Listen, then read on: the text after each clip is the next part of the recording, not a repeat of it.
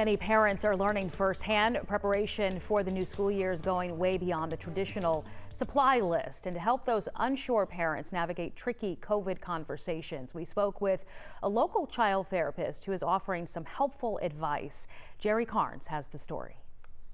As thousands of children head back to the classroom, many parents are also becoming students, learning how to best prepare their kids for a return to school amid the continuing COVID-19 pandemic.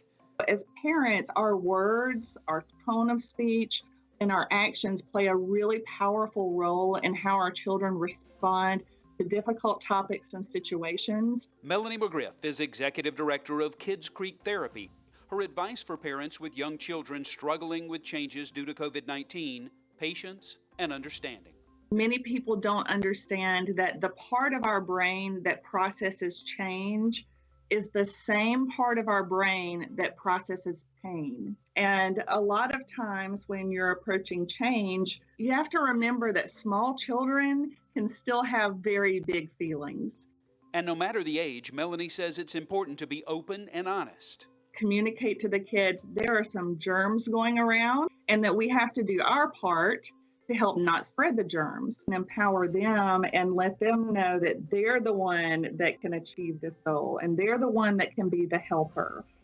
And it's important as well to remember that you do have to get them to work up to a tolerance. If you're expecting the child to walk into school the very first day and have a mask on for the very first time, that is probably not going to work. We would suggest practice together, wearing the mask at home.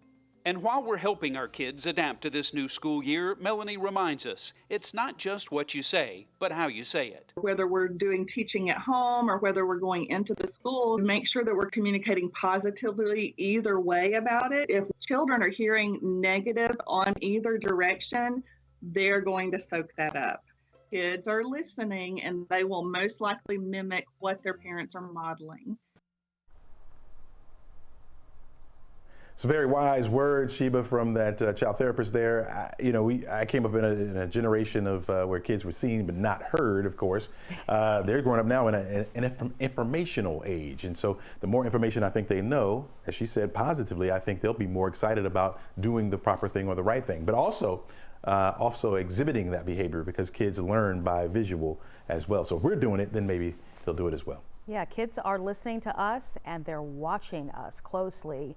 This piece by Jerry really echoing what my panel of experts said earlier this week, that it is up to us adults to set the tone. One interesting part from what this child therapist said that stuck out for me, Chesley, the same part of the brain that handles change handles pain. So digest that for a moment. I think as parents that will help us really communicate clearly with our kids and understand what they're dealing with. And we've been in this pandemic for so many months now.